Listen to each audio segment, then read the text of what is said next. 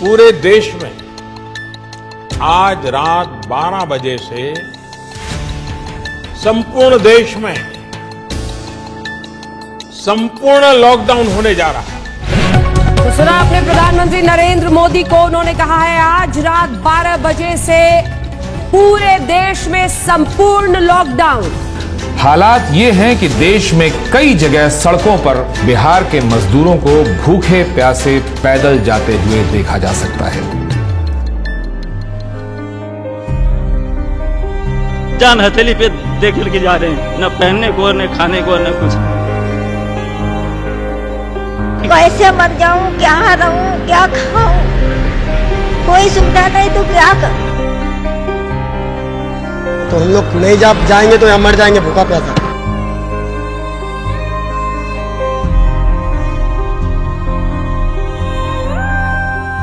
मेरा हस्बैंड खत्म हो गया, मेरा बाबू चला गया हमको छोड़ के। कोरोना से जंग में भी देखिए बिहार अस्पताल खुद बीमार है, अस्पतालों के हालात बता रहे हैं कि मरीज भर्ती हो जाएं तो वो भगवान भरोसे ही घर वापस हो पाएंगे। पटना के अस्पतालों में ऑक्सीजन की कमी है, अस्पतालों ने मरीजों को लेना बंद कर दिया है।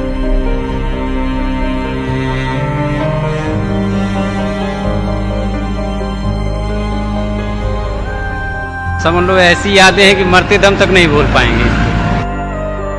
कोविड विश्वव्यापी समस्या थी, संकट आया, सबको कष्ट हुआ, लॉकडाउन हुआ, त्राही त्राही मची, लेकिन पूरे देश में जो दुर्दशा बिहार के लोगों की हुई, लोगों ने बिहार के लोगों को घरों से निकाल दिया। लोगों को बस तक नहीं मिला, ट्रेन नहीं, गाड़ी नहीं, पैदल चल के बच्चों को लेकर अपनी पोटली, अपनी जीवन की पूरी कमाई, जमा पूंजी लेकर हजार हजार किलोमीटर महिलाएं, बच्चे पैदल चलकर आए। महीनों तक वो नजारा चलता रहा और हम जैसे लोग सारी शक्ति, ताकत, साधन होने के बावजूद कुछ नहीं कर सके। ऐसा लगा कि नहीं, अगर भगवान ने शक्ति बुद्धि दी है, कुछ ऐसा करना होगा जिससे कि समाज सुधरे। नेताओं को जिताते हराते रहने से कुछ नहीं होगा। मेरा मोह भंग हुआ, फिर साल भर अपने लिए रखा, सोचने के लिए, समझने के लिए कि क्या करना है, कैसे करना है, और तय करके जब 2 मई 2022 को मैं आया बिहार में। 2 अक्टूबर से गांधी आश्रम पश्चिम चंपारण से पदयात्रा शुरू करेंगे। हर गांव, हर शहर, हर गली, हर मोहल्ले, हर पंचायत में पहुंचने के लिए पूरे बिहार में एक बार जाने का प्रयास करेंगे। जन सुराज क्या है? ये समाज की मदद से एक नई राजनीतिक व्यवस्था बनाने का प्रयास है। लहरा दो, सरकशी का परचम लहरा दो, गर्दिश में फिर अपनी सरजमी का परचम लहरा दो। पूरे बिहार में 3 बरस पैदल चल के आपके गांव समाज को मत कर आपके बीच से ऐसे आदमी को चुन कर निकालेंगे जिसके पीछे अपना पूरा पैसा, शक्ति, ताकत, बुद्धि सब लगाएंगे और आपके आशीर्वाद से उसको जिता कर लाएंगे। वोट चाहे जिसको भी दो, एक बार वोट अपने बच्चों के लिए।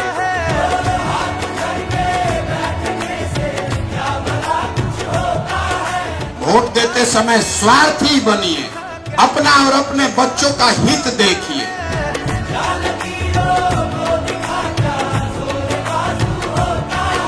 जन सुराज पदयात्रा किसी और पदयात्रा से बेहद अलग है। इसका लक्ष्य सुर्खियां बटोरना नहीं, लोगों के बीच जाना था, उन लोगों की समस्याएं, उनका दुख समझना था जो आजादी के 7 दशक बाद भी मुख्य धारा में नहीं पहुंच पाए।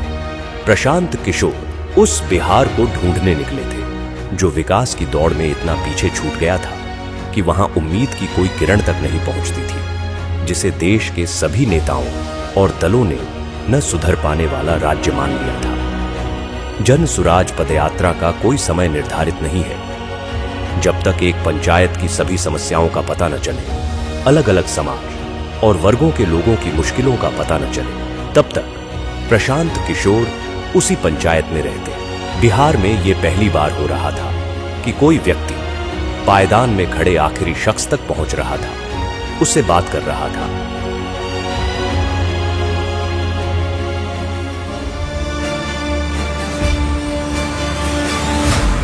रात में पदयात्रा जहां खत्म होती, वहीं कैंप लगाया जाता। इस कैंप में प्रशांत किशोर 200 से 250 पदयात्रियों के साथ रुकते। न सोने की सही जगह थी, न पीने का साफ पानी। कैंप में सुविधाओं का अभाव था, लेकिन बिहार में बदलाव लाने के हौसले के आगे ये तकलीफें असर नहीं करती थी। सुबह होते ही कैंप में गांव वालों का आना शुरू हो जाता। प्रशांत किशोर उनसे मिलते और उनकी समस्याओं पर बात करते। लोगों को यकीन था कि कोई सुने न सुने, प्रशांत किशोर उनकी आवाज सुनेंगे और उनका दुख दूर करेंगे।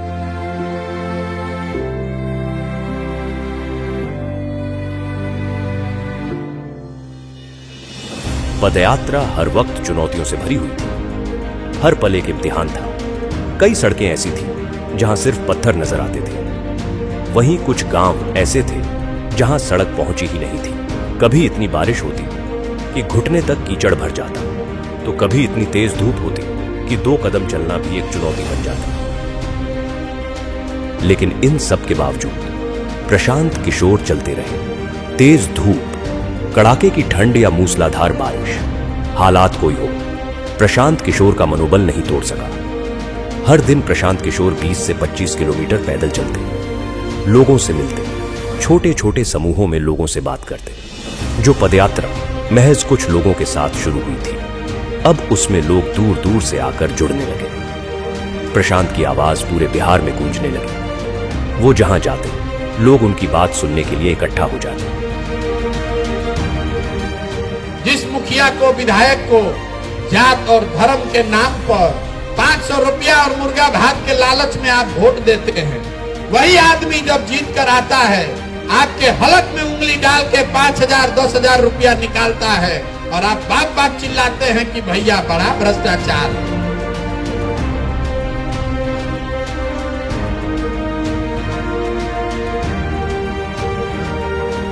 लेकिन इसी बीच कुछ ऐसा हुआ जिसने सबकी सांसें अधर में लटका दी। लगातार खराब रास्तों पर रोजाना 20 से 25 किलोमीटर चलने की वजह से प्रशांत किशोर की कुछ मांसपेशियां फट गईं। वो चलने फिरने में असमर्थ हो गए। डॉक्टर ने उन्हें कुछ हफ्ते आराम करने की सलाह दी। समस्तीपुर में जब एंट्री हो रही थी, वैशाली से हम समस्तीपुर की तरफ बढ़ रहे थे, तो शाम के बाद अचानक से हमारी नजर जब प्रशांत किशोर पे पड़ी तो उनके पैरों में बहुत तकलीफ थी। मतलब वो जूझ रहे थे उस तकलीफ से, उनसे चला नहीं जा रहा था। और चूंकि वो बहुत संकल्पित थे और जैसा कि सबको पता है वो बहुत जिद्दी आदमी है, 5-6 किलोमीटर का डिस्टेंस अभी और रह गया था। बावजूद इसके कई लोगों ने आके बताया, हम लोगों ने प्रशांत को कहा कि भाई आपसे नहीं चला जा रहा है तो आप किसी गाड़ी पे बैठ जाइए, वहां से हम लोग चलते हैं। लेकिन तब भी उन्होंने उसको किसी तरीके से कंप्लीट किया। शाम को जब पदयात्री आपस में बैठ के बातचीत कर रहे थे तो ये बातचीत चल रही थी, सब मायूस थे और एक बार के लिए लग रहा था कि अब शायद ये पदयात्रा कभी ना चले, जितना तकलीफ में प्रशांत किशोर उस वक्त दिखाई पड़ रहे थे। लेकिन महज कुछ दिनों के बाद ही उतने ही उत्साह के साथ उसी मोरवा ब्लॉक के लरुआ गांव से पदयात्रा फिर से शुरू होती है। तो वहां महिलाएं उनको आशीर्वाद देने के लिए लगातार आए हैं। सबकी आंखों में आंसू है, इमोशनल है। जैसे ही पदयात्रा चलती है, कई लोग उनको गले लगा लेते हैं, कई महिलाएं उनके सर पे हाथ रख देती है उनको आशीर्वाद देने के लिए। बुजुर्ग आके बात करते हैं और गांव में भी एक उत्साह का माहौल होता है कि जिस व्यक्ति को यहीं पे चोट लगी थी वहीं से उनकी शुरुआत हो रही।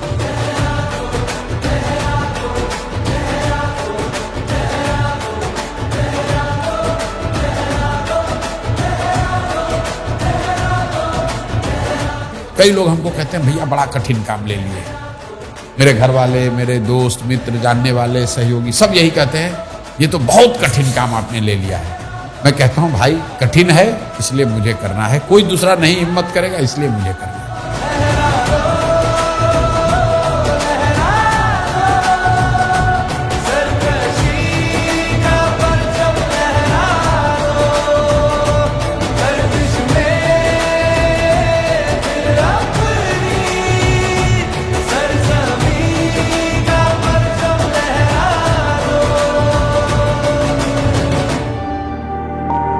पदयात्रा के दौरान प्रशांत किशोर की पहचान एक नए बिहार से हुई।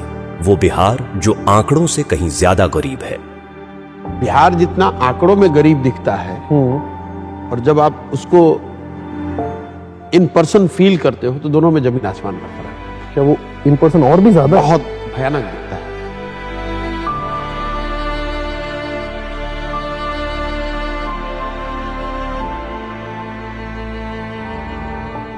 जब आप उसको विजुअली देखते हैं, इंटरैक्ट करते हैं, तो कभी कभी वो मतलब घबराहट से ही होती है, इतनी मतलब घबराहट होती है यार, ये कैसे सुधरेगा, कितना पीछे छूट गए हम लोग। क्वाइट कॉमन, आप किसी भी सभा में आप बैठते हैं तो 5-10 ऐसी बूढ़ी महिलाएं आपको मिल जाएंगी, बुजुर्ग मिल जाएंगे जो कहेंगे कि हमारे पास कुछ नहीं है, 400 रुपये पेंशन मिलता है, वो भी नहीं आ रहा है, बच्चों ने मुझे निकाल दिया है, मेरे पास घर नहीं है।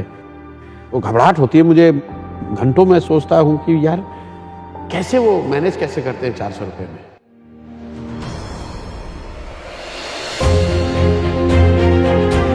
दो सालों की पदयात्रा में प्रशांत किशोर ने लोगों को जागरूक किया, उन्हें अपने वोट की सही ताकत का एहसास करवाया, उन्हें बताया कि उनका और उनके बच्चों का जीवन बदलने का तरीका है सही मुद्दे पर वोट देना। लेकिन हर जगह लोग यही कहते कि उनके पास विकल्प नहीं है। इसके अभाव में हर बार उन्हें न चाहते हुए भी उन्हीं कुछ दलों को वोट देना पड़ता है। इसी सवाल के गर्भ से निकला जन सुराज अभियान को राजनीतिक स्वरूप बनाने का विचार। जन सुराज के 1 करोड़ से ज्यादा संस्थापक सदस्यों के साथ चर्चा की गई, हर बात पर बारीकी से बात की गई और इसके बाद सबकी सहमति से तय हुआ कि इस अभियान को अब राजनीतिक दल का स्वरूप देना जरूरी है ताकि बिहार की विकल्पहीनता खत्म हो। 25 में बिहार में नई व्यवस्था बननी है। आपने हाथ में राखी बांधी है, तब आपका हाथ पकड़ रहे हैं और भरोसा रखिए आपको भी हारने नहीं देंगे। 2025 में जनता का राज बनाए।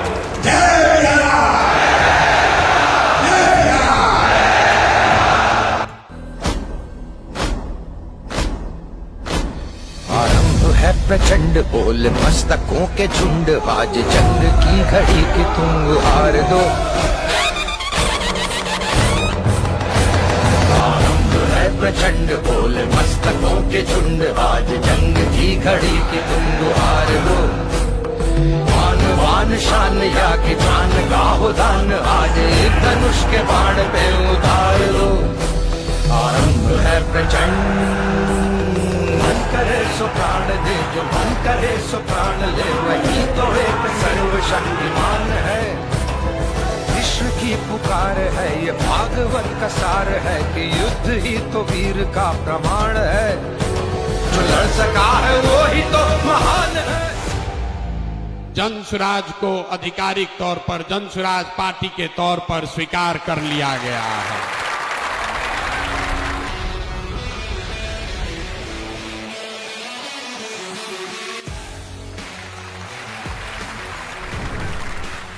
जन सुराज बिहार के युवाओं की जिद है कि जिस बिहार को इस देश के बड़े बड़े दल और नेताओं ने न सुधर पाने वाला राज्य, जातियों में बटा हुआ राज्य मानकर इसके हाल पर छोड़ दिया है, उसको सुधारने का जिम्मा यहाँ के युवाओं ने उठाया है। ये हमारी जिद है। जन सुराज बिहार के युवाओं का संकल्प है कि अगले 10 बरस में देश का सबसे गरीब और पिछड़ा राज्य बिहार, इसको देश के 10 सबसे अग्रणी राज्यों में शामिल कराकर ही दम लिया जाएगा। तो जन सुराज जिद है युवाओं का, जन सुराज हमारा संकल्प है। जन सुराज एक नई व्यवस्था है, लेकिन सबसे बढ़कर ये जन सुराज का सपना है। अपने जीवन काल में हम लोग ऐसा भी दिन देखना चाहते हैं जब हरियाणा, पंजाब, गुजरात, महाराष्ट्र से लोग बिहार में रोजी रोजगार करने आए, तब मानेंगे कि बिहार में विकास हुआ है। होना चाहिए कि नहीं होना चाहिए? होना चाहिए कि नहीं होना चाहिए?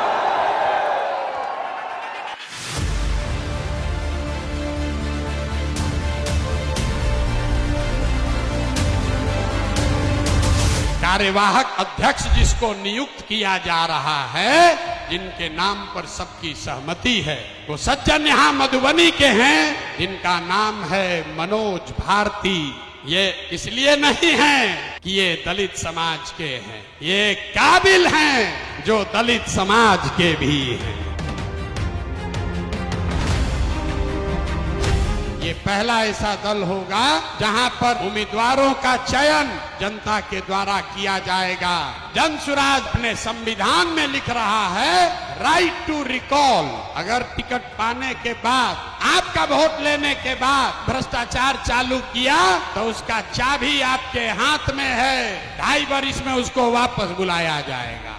जनसुराज पार्टी का जो आधिकारिक झंडा होगा उसमें महात्मा गांधी के साथ साथ संविधान निर्माता बाबा साहब अम्बेडकर का चित्र भी शामिल किया जा रहा है। कमर कस लीजिए, जंग की शुरुआत ठान दी है, अब हम लोग पीछे हटने वाले नहीं हैं। जय बिहार, जय बिहार, जय बिहार, जय बिहार, जय बिहार। प्रशांत किशोर ने आज अपनी नई पार्टी लॉन्च की। पार्टी का नाम है जन सुराज पार्टी। इस मौके पर पटना के वेटरनरी ग्राउंड में प्रशांत किशोर ने बड़ा कार्यक्रम किया। उन्होंने कहा कि वो बिहारियों के सम्मान के लिए काम करेंगे। पार्टी के झंडे पर बापू और बाबा साहब दोनों की फोटो।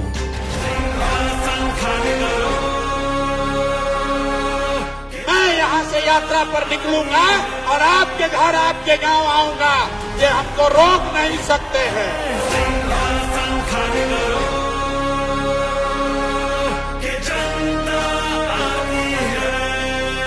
6 महीने के लिए कमर कस लो और अपने इस बेटे, अपने भाई पर भरोसा रखिए।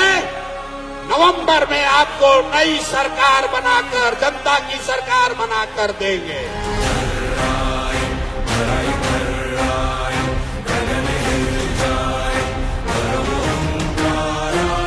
आप हमारे साथ आइए, हमारे साथ आइए और पूरे देश के राजनीति का निडिल घुमाकर अगर बिहार के ओर न कर दिए तो आपका बेटा नहीं।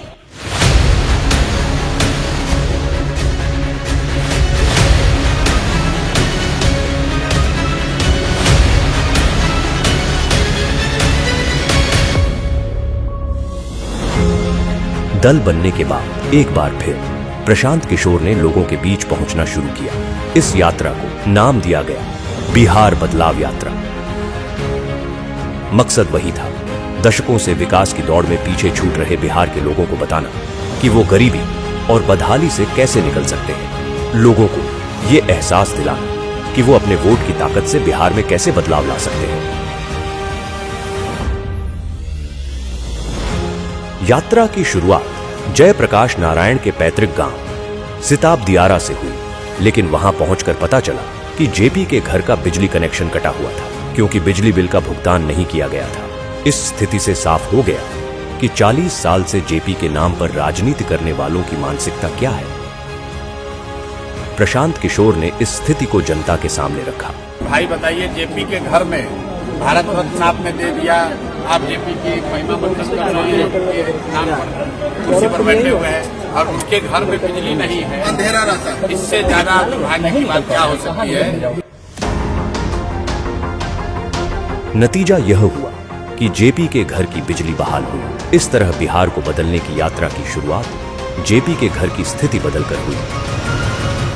1 साल से कटी हुई है डिस्कनेक्ट में। आज प्रशांत साहब आए हुए हैं तो बिजली चालू हो गई यहाँ पे। बिहार बदलाव यात्रा ने इस बात को साफ कर दिया कि प्रशांत किशोर ने लोगों के मन में उम्मीद भर दी है। वो जहां जाते हजारों की भीड़ उनके स्वागत में खड़ी रहती। लोग दूर दूर से प्रशांत किशोर को सुनने आ रहे थे। वोट बिहार का तो फैक्ट्री कहाँ लगना चाहिए, बिहार में कि गुजरात में? सबको बोलना है, वोट बिहार का तो फैक्ट्री कहाँ लगना चाहिए, बिहार में कि गुजरात में? बिहार में कि गुजरात में?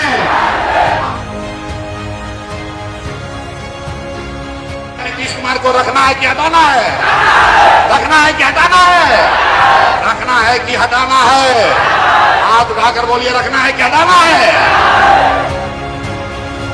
सभाओं में जन सुराजियों की ऐसी भीड़ उमड़ती कि लोग देखकर दंग रह जाते। सबके मन में सिर्फ एक ही उम्मीद कि प्रशांत किशोर बिहार में बदलाव लाएंगे। बिहार में बदलाव होना चाहिए कि नहीं होना चाहिए? होना चाहिए। अभी होना चाहिए कि 5 वर्ष के बाद? अभी कि 5 वर्ष के बाद? सब लोग तैयार है? अगर सब तैयार है तो हमसे गारंटी ले लीजिए, छठ के बाद किसी का बच्चा बिहार से बाहर पढ़ने के लिए और रोजगार के लिए नहीं जाएगा।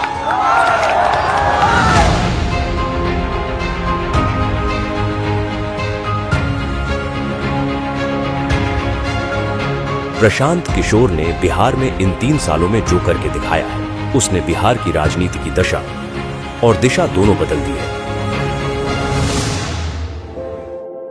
प्रशांत जी को देखता हूँ आजकल घूम रहे हैं पूरा बिहार, गांव-गांव जा रहे हैं, बहुत परिश्रम कर रहे हैं। उनकी बातें तो बड़ी इंटरेस्टिंग और बड़ी फैक्ट वाली बातें करते हैं वो। प्रशांत किशोर जो है, इसमें कोई डाउट नहीं है कि एक शक्ति के रूप में एक ऑल्टरनेटिव पॉलिटिकल पार्टी के रूप में अपने को एस्टैब्लिश नहीं किया हो। मैं प्रशांत किशोर जी को फॉलो कर रहा हूँ क्योंकि उनकी बातें कनेक्ट करती हैं मेरे से। वो तथ्य रखते हैं सामने और सार्थक बातें करती हैं, पॉजिटिव बातें करते हैं। कास्ट या रिलीजन और इन सब से उठ के बहुत ही प्रैक्टिकल बातें। बिहार में प्रशांत काम कर रहा है, मुझे उनसे बड़ी आशा है। मुझे इनमें बड़ा तेजस्वी युवक दिखाई देता है जो बिहार का दर्द जी रहा है। 3 साल से गांव-गांव रोड वो घूम रहे हैं, लोगों के बीच में जा रहे हैं। ये इस चीज को मैं दाद देता हूँ, सलाम करता हूँ इस भावना। प्रशांत किशोर जी को जब मैंने अभी देखा लास्ट सम 2-3 इयर्स से बिहार के लिए बात करना, तो लगा कि नहीं, ये एक परिवर्तन करने की समय है और इस परिवर्तन के क्षण में मैं अगर उनकी ताकत नहीं बनूं पीछे से, तो फिर मैंने क्या किया? फिर मैं समझती हूँ कि ये भी एक मोमेंट है कि बिहार की जो परिवर्तन की बात है, सपोर्ट करने की जरूरत है उनको। भारत की जो राजनीति है, उसमें प्रशांत किशोर जैसे लोगों का बोलबाला होना ही चाहिए। प्रशांत किशोर तो बहुत बढ़िया आदमी, राजनीतिक सूझबूझ तो उनके अंदर सबकी है। अब तो हवाएं ही करेंगी रोशनी का फैसला, जिस दिए में जान होगी वो दिया रह जाएगा। वो आदमी गांव-गांव में जाकर के अब ऐसी स्थिति वो क्रिएट कर दिया कि चर्चा हो रहा है उसका। कांधों लगा रहना और जाना, हर लोगों के गांव में बिना सिक्योरिटी के चलना, उतना हिम्मत के साथ चलना। तो मैं देख रहा हूँ एज ए जर्नलिस्ट, तो उस आदमी को सैल्यूट के सिवा हम कुछ नहीं कर सकते।